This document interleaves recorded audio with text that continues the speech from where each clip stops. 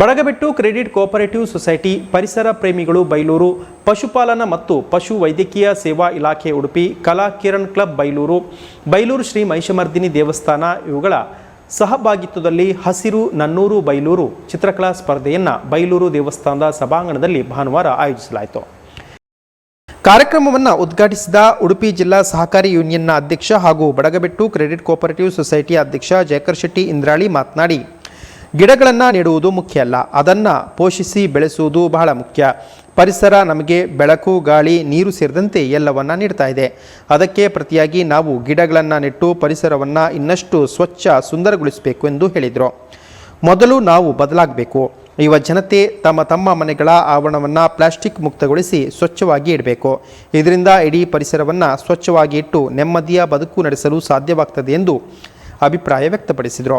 ಸಂಪನ್ಮೂಲ ವ್ಯಕ್ತಿಯಾಗಿದ್ದ doctor U Krishna Muniyal memorial ಟ್ರಸ್ಟ್ನ ಟ್ರಸ್ಟಿ ಡಾಕ್ಟರ್ ಶ್ರದ್ಧಾ ಶೆಟ್ಟಿ ಮಾತನಾಡಿದರು. ಮುಖ್ಯ ಅತಿಥಿಗಳಾಗಿ ಉಡುಪಿ ಪಶುಪಾಲನಾ ಮತ್ತು ಪಶು ವೈದ್ಯಕೀಯ ಸೇವೆಯ ಉಪನಿರ್ದೇಶಕ ಡಾಕ್ಟರ್ MC ರೆಡ್ಡಪ್ಪ, ದೇವಸ್ಥಾನದ ಆಡಳಿತ ಮುಖ್ಯಸ್ಥರಾದಂತಹ ಮೋಹನ್ ಮುದ್ದನ ಶೆಟ್ಟಿ, SBC ಬ್ಯಾಂಕ್ನ ನಿರ್ದೇಶಕ ಸತೀಶ್ ರಾವ್, ಕಲಾ ಕಿರಣ್ ಕ್ಲಬ್ನ ಮಾಜಿ ಅಧ್ಯಕ್ಷ ಪ್ರಭಾಕರ ಭಂಡಾರಿ ಉಪಸ್ಥಿತರಿದ್ದರು.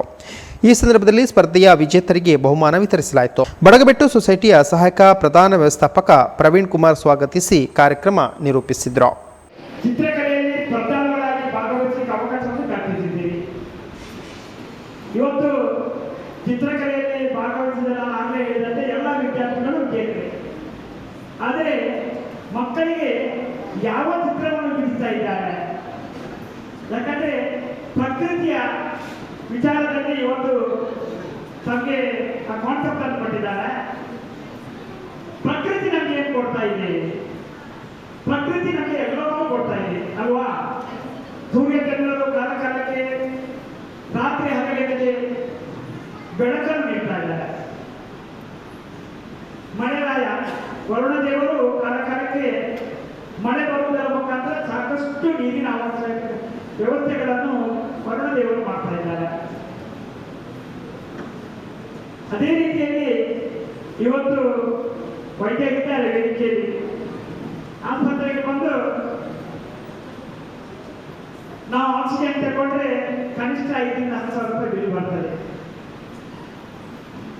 ನಮ್ಮ ಕೋಟ್ಯಾಂತರ ಜೀವಾಣುಗಳಿಗೆ ಪರಿಶುದ್ಧವಾದ ಆಮ್ಲಜನಕ ಗಿಡ ಮರ ಬಳ್ಳಿಗಳು ಪ್ರಕೃತಿ ಇವತ್ತು ಧರ್ಮಾರ್ಥವಾಗಿ ನಮಗೆ ಪರಿಶುದ್ಧವಾದ ಆಮ್ಲಜನಕ ನೀಡ್ತಾ ಇದೆ. ನಾವು ಯಾರಾದರೂ ಒಂದು ಥ್ಯಾಂಕ್ಸ್ ಕೊಟ್ಟದಿದೆ ಆ ಪ್ರಕೃತಿಗೆ? ಯಾರು ಇಲ್ಲ ಅಲ್ವಾ? ಯಾಕಂದ್ರೆ ಕಣ್ಣಿಗೆ ಕಾಣುವುದಿಲ್ಲ, ಬರ್ತಾ ಇದೆ, ನಾವು ಉಪಯೋಗ ಮಾಡ್ತಾ ಇದ್ದೇವೆ. ಈ ಒಂದು ಒತ್ತಡದಲ್ಲಿ ಹಾಲಲ್ಲಿ ಇವತ್ತು ವಿದ್ಯುತ್ ದೀಪವನ್ನು ಅಲಂಕರಿಸಿದ ಲೈಟ್ ಹಾಕಿದ್ದಾರೆ.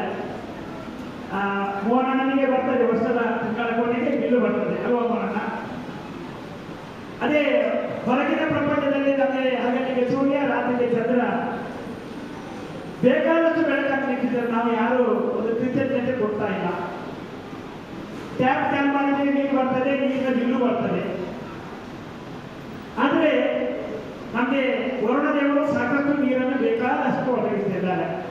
ನಾನು ಯಾಕೆ ಹೇಳ್ತಿದ್ದೆ ಅಂದ್ರೆ, ನಾವು ಪರಿಸರವನ್ನು ನಾಶ ಮಾಡ್ತಾ ಇದ್ದೇವೆ.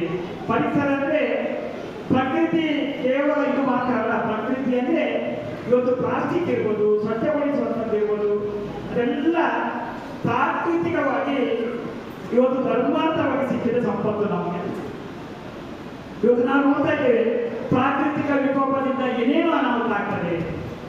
ಅದಕ್ಕೆ ಕಾರಣಕರ್ತರು ಯಾರಂತ ಹೇಳಿದ್ರೆ, ಕಾರಣಕರ್ತರ ನಾವು. ನೀವು ಗಮನಿಸಿರುವುದು, ನಾನು ಗಮನಿಸಿದೆ, ತಿಂಗಳಿಗೆ ಒಂದು 50 ರೂಪಾಯಿ ಕೊಟ್ಟರೆ ಇವತ್ತು ಉಡುಪಿ ನಗರಸಭೆಯವರು ಪಾಪ ಮನೆ ಬಾಗಿಲಿಗೆ ಬಂದು ನಮ್ಮ ಕಸದ ಚೀಲವನ್ನು ಇಟ್ಕೊಂಡು ಹೋಗ್ತಾರೆ.